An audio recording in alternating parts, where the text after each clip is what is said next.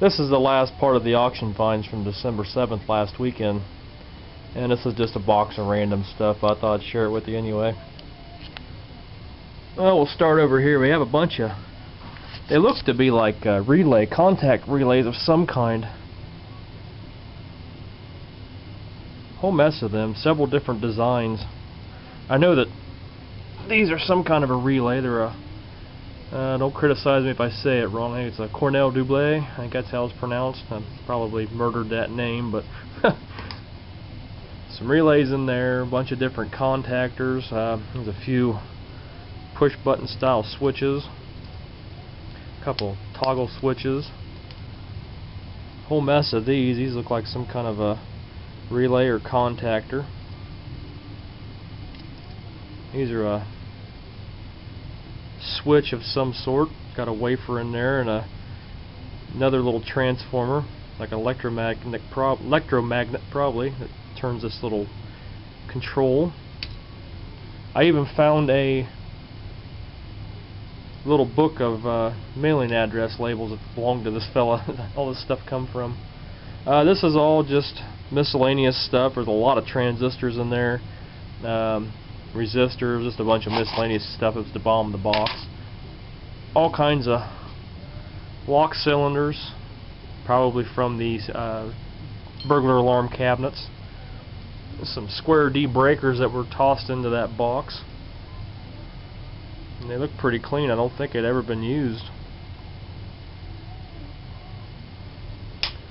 This is a circuit board out of something, probably out of a fire alarm, I'd guess. It's supposed to have two 6-volt gel pack batteries on it right here, and then one on the opposite side straight across. But it's got a lot of the neat old capacitors on it.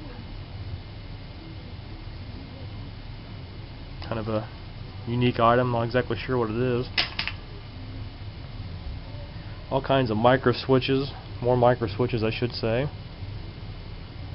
This was some kind of a test rig he built for the security alarms. These are all kind of 9 RPM motors, and some of these are Hayden. There was one in here I seen somewhere. Yeah, here it is.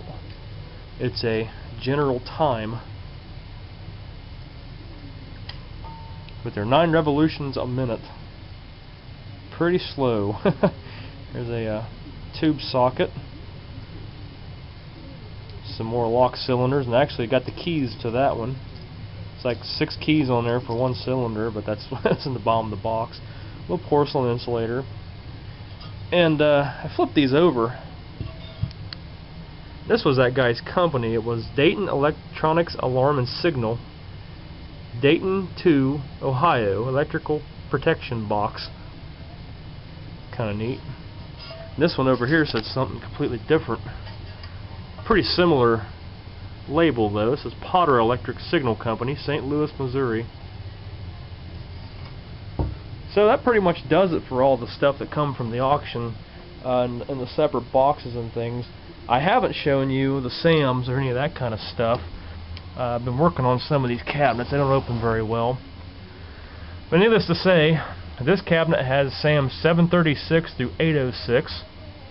This one has 876 through 941. Down here on the bottom we have 950 through 1048. Up top here we have 1049 through 1119.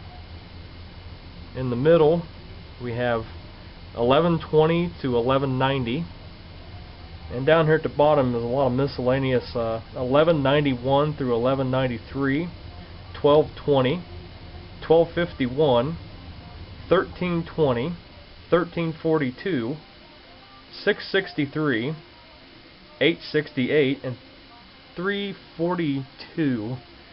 Plus a lot of other miscellaneous stuff. I just filled up the drawer with other books and stuff that I had that was Grandpa's stuff. And I found a few of these mixed in too that are the PhotoFac Index, but I don't have any that's that new from 1979. I do have a few of them that this one here would be useful for finding. It's from 1970. Yeah, sets 1 through 1073. So yeah, I do have some of them. So it says here, evidently, these were issued in 1946. Is that when they started Sam's? All Photo Fact folder releases from April 11th, 1946 to December of 1969. Yeah, I guess that's right. Sets 1 through 1073. I'll be darned. I asked a question to a guy on Facebook the other day how long he had been making these, and I never heard nothing back from him, but I guess that answers my question. Cost a whole whopping 50 cents for them. So that pretty much does it for the auction finds. I've been kind of shifting some stuff around here and there and moving some things around down here to accommodate a lot of this stuff. Most of it I've kind of tucked away and mixed it in with some of my other stuff. And then to go back and refill some of the cabinets on the bench over there and pick a few pieces of selected equipment that I want to put on the bench. I've already applied the mercury capacitor tester up there, and it works right here. This is the Heathkit battery eliminator. It's not working, it needs restored. I just set it up here. Kind of was a neat piece of equipment.